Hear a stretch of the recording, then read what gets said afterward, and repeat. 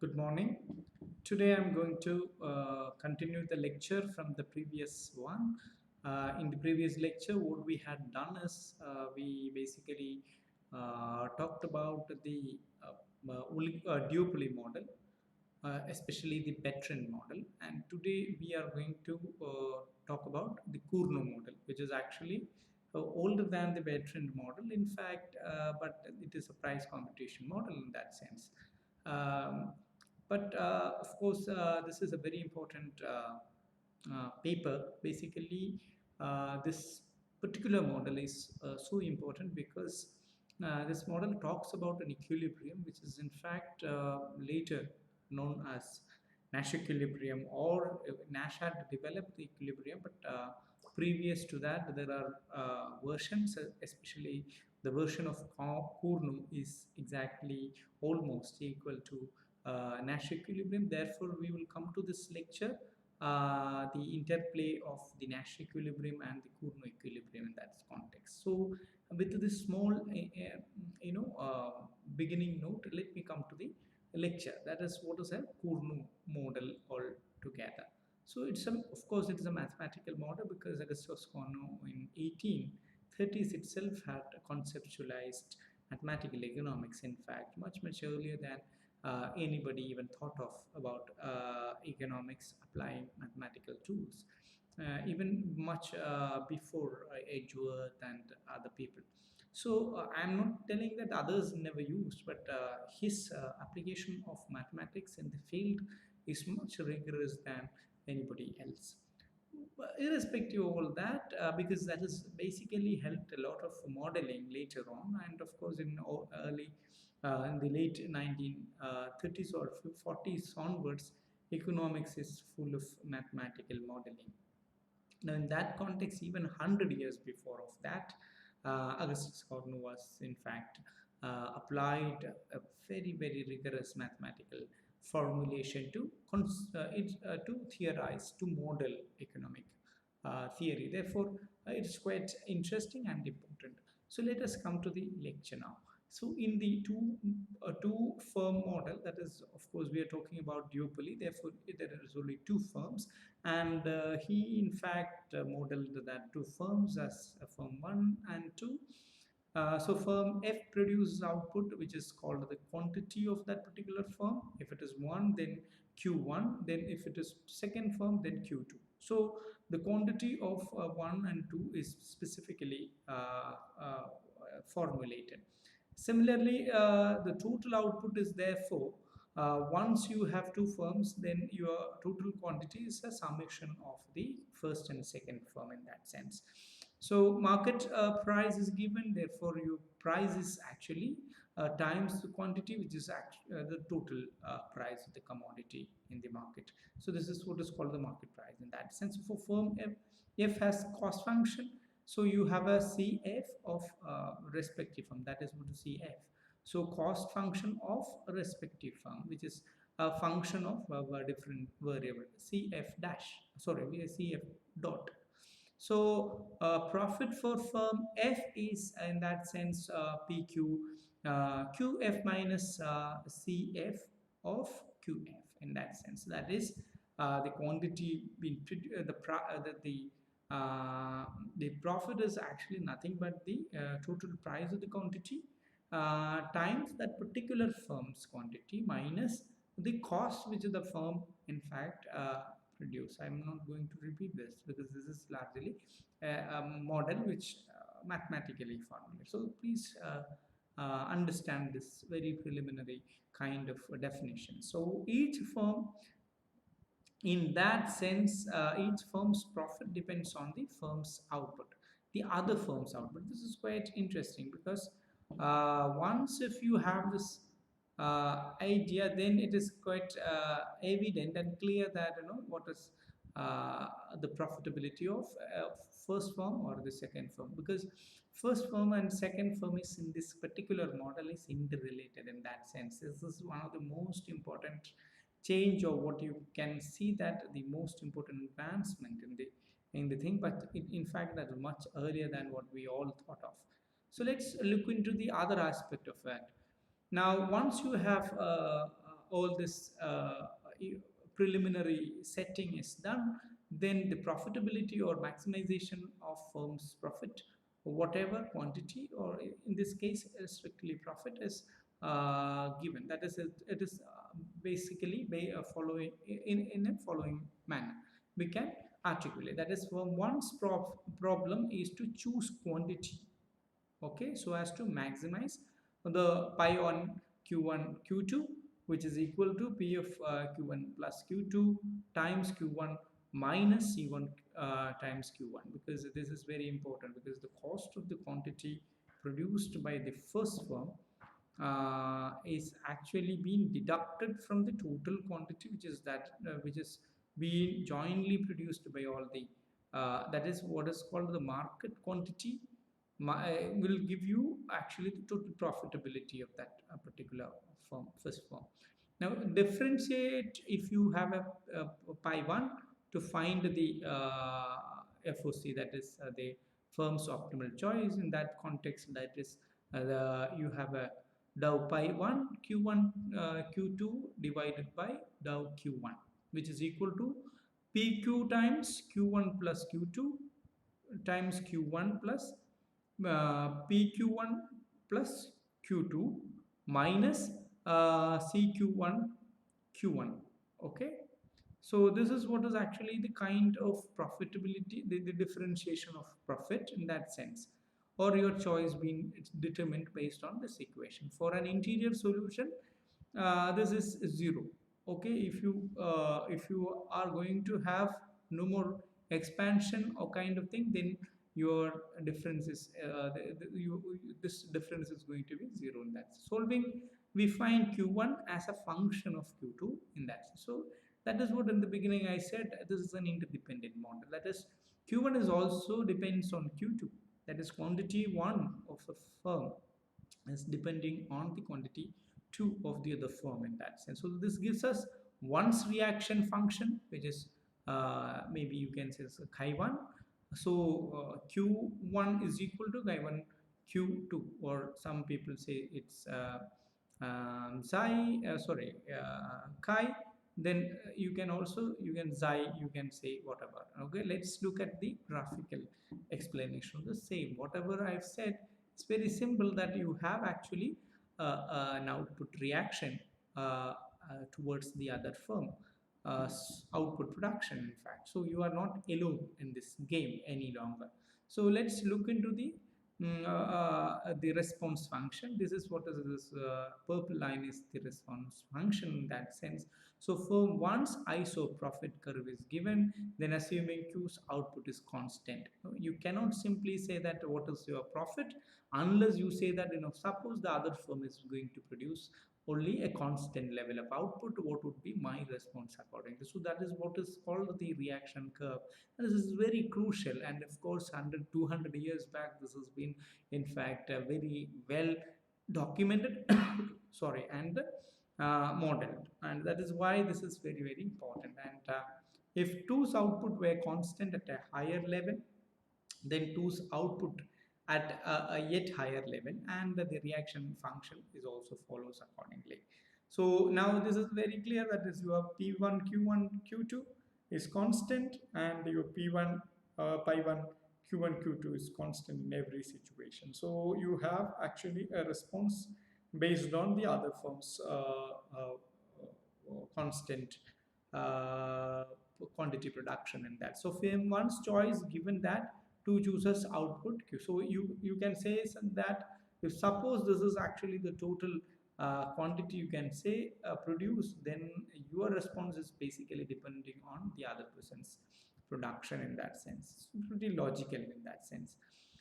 So solving the model is a simple one. As I said in the beginning, you have a function, that is in this case you have chi1's function encapsulates profit maximization by firm 1 and gives firm's reaction wants to fix output level of competitor, that is q1 is equal to a chi1 q2. All right, and of course firm 2's problem is solved in the same way as the firm's 1. So this is exactly the same reaction which the other firm also going to have, because other firms also thinks that it is being determined by the interplay by the other firm's output production. Okay, so we get Q2 as a function of Q1, and Q2 is equal to chi2 times Q2 in that sense. Treat the above as pair of simultaneous equation. Then if, I mean, of course, if you have two firms operating simultaneously depending on others reaction, then of course it is easier to find out a similar sort of a pattern, and of course and in an opposite direction. So we have a QC1 which is equal to chi1 chi2 QC1 for firm 1, and QC2 is equal to chi2 chi1 times QC2 for the second firm. So this gives the Cournot-Nash equilibrium. As I said in the very beginning, that this is a particular model, even it precedes a century before what Nash was later conceptualized as an equilibrium condition. We had already discussed that in the game theory class. Therefore, I'm not going to repeat what is a Nash equilibrium. But anyway, it is actually the best responsive function of two individual and their interactive point. So the equilibrium is nothing but their stable point, their best out of their best reaction in that sense. Now, Cournot also talked about the same best reaction among two firms, and let's see what is their achievement. So look at the very curve, the reaction curves of two different firms. Now you have a blue line and a purple line, which is actually opposite responsive functions, in fact, okay, based on responsive function and profit maximization in that sense. So for two iso profit curve, if one's output is Q0, then firms 2 maximizes profit by producing or supplying the entire output, and vice versa. So you just start with your model in that sense, and keep place positive numbers towards these two firms, and then you will have the total market as well as the equivalent responsive function in the other side. All right, so anyway, you know that actually if only two individual they can produce and all, the market has its own size. If there is no limiting size of the market, then you can actually have indefinite kind of production. But of course, in a realistic sense, this is not necessarily true. So if that is the case, then look at the responsive function. You have different responsive function which is marked in the lines, that is the responsive isocons, and there are interactive points of different isocons on the opposite direction in that sense. Okay, now you have two profitability curves which is interacting, or what you call the intersection of that. There are different points. Let me come and explain of that in the next leg. So in this particular thing, you have a chi1 function, and you have chi2 function, cost function, as well as profit function. Now in that you have an interactive point. That interactive point is nothing but the first iso profit curve and second iso profit curve, and firm's reaction curves, second firm's reaction curve intersecting point. So that is only one point where you have a Q1C and Q2C is actually touches, but there are other points in that also. That is, you have a Q1J and Q2J, which is also an interaction. This is not only interaction, it is a tangential point, as we said. But that point I'll come to, it is an interior solution indeed, but I'll come to that later.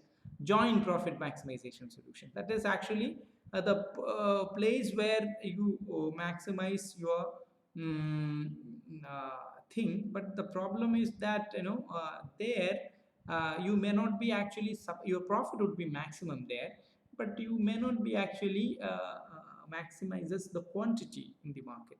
There is a slight difference in these two equilibrium. All right, now in the first best case, you have actually Q1J and Q2J instance. We have already seen that in the Edgeworth box diagram. Okay, and of course Edgeworth box diagram had born almost 50 years later, but much before the Edgeworth box diagram, what Cournot was actually articulated in the context, that is, you have an equilibrium, which is you maximize your profit, but not necessarily the quantity in that sense. So there is a slight difference in this. So you the firms, by maximizing profit, the firms are not supposed to be in the best solution, but they are not going for the best solution. That is why it is being treated as actually the Nash equilibrium. It is equal. Cournot equilibrium is nothing but an equilibrium of a Nash kind,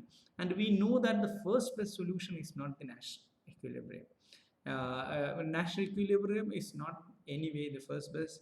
It can be K best or the second best or whatever. You can actually, there are many economic paper of indeed discuss about all these things. A nice paper is actually a paper by Nash himself, or the other papers like you can look into the second best solution of Lipsy and Lancaster, or you can have other there are so many social choice papers which talks about K rationality and K best solution, etc. So I'm not going to the details of all this, but anyway, what I can say simply is that anyway, if you are looking into the particular reaction function, what the firms normally do is not they maximize their profit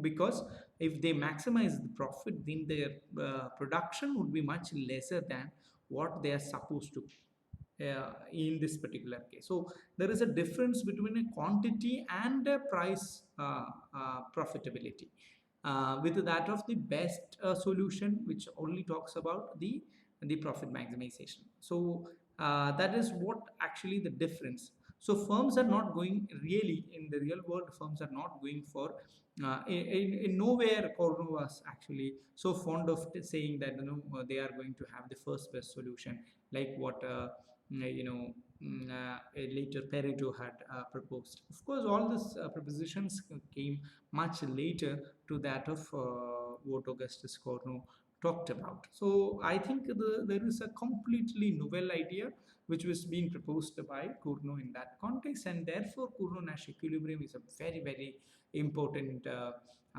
finding. Of course, Cournot had invented it much earlier, but it doesn't mean that the what Nash was found out is less important in that context.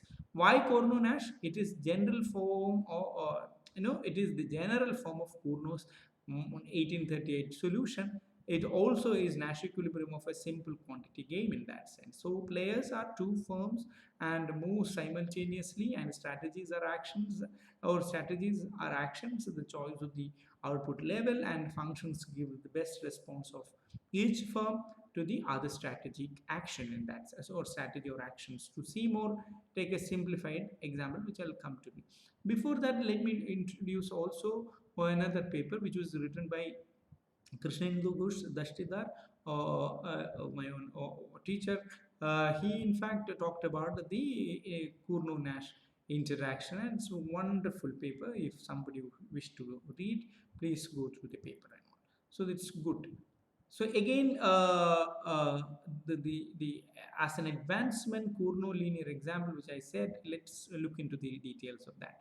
Take the case where the inverse demand function is you you have a P, which is price, which is B0 minus BQ, and constant function, which is F, is given by CF and CF of QF, which is equal to CF0 plus CF and QF.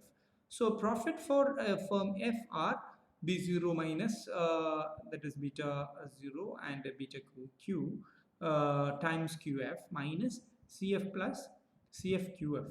Okay. So suppose firm 1's profits are pi, then rearranging the isoprofit curve for firm 1 is Q2, which is equal to beta 1 minus C1 by B minus Q1 minus C1 C0, that is the other firms, C0 of the first firm plus the profitability divided by the beta Q1 in that sense.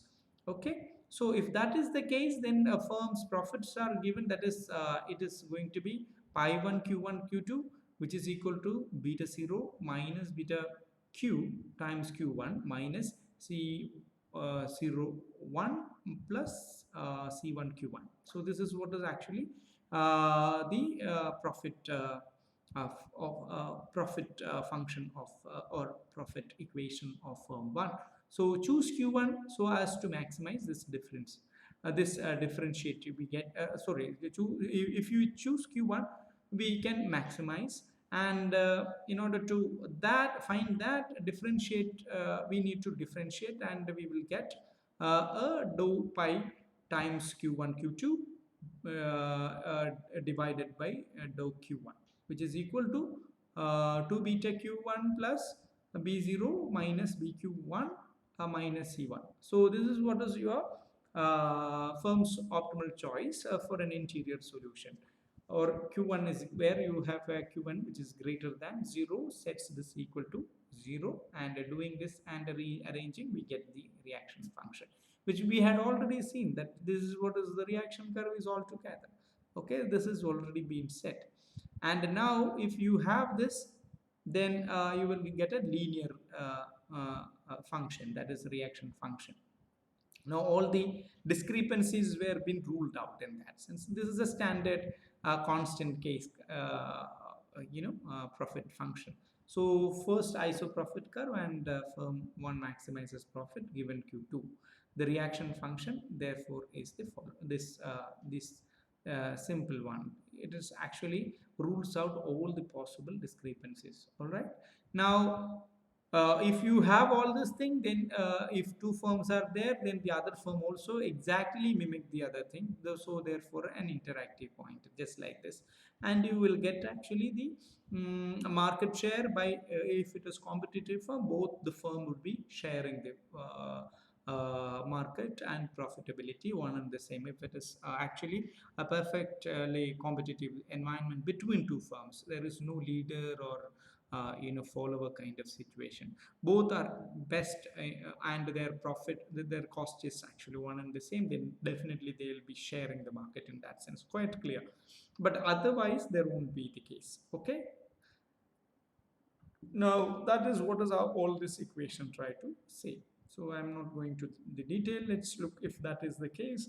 Exactly, you have two reaction functions of two firms, and you will get a C, that is competitive quantity. Okay, this is what is actually the identical firms in example. Now if the firms are identical means that in terms of their quantity, production technique, everything, they are one and the same, they mimic each other in that sense.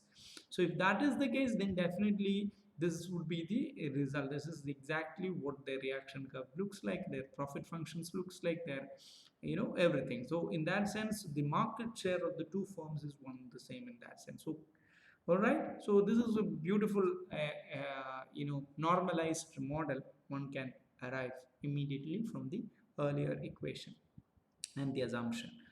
But in the original one, I haven't actually said this kind of a normalization where we have allowed that there is possible discrepancies. Therefore, you may not be having a straight line curve. You may be having a concave curve or a convex curve in that zone. Okay, it depends in that sense. All right. Now, once you have all this, let's go to the assessment, that is Cournot-Nash outcome straightforward. It is a pretty interesting as well as an original outcome from two firms interaction, and it is also implications worldwide, or especially at least among the firms, and usually have continuous reaction functions. That is what is actually I said. So apparently suboptimal from the selfish point of view of the firm, could get higher profit for all firms by collusion. Unsatisfactory aspect is that the price emerges as byproduct in this particular case, because it is based on the quantity, and price become a byproduct of these things, and contrast with veteran model. So absence of the time in the model may be unsatisfactory as a critical point. So this is what is actually I would like to talk about the Cournot model in the short lecture, because I would like to basically shorten the lecture, because I received criticisms from the peer that the lectures are very lengthy, even the online lectures are a little longer. Therefore, I would like to basically shorten the lecture So this is all about the Cournot model. We will discuss the other price leadership model of Stackelberg in the next lecture. Thank you for listening and watching my video.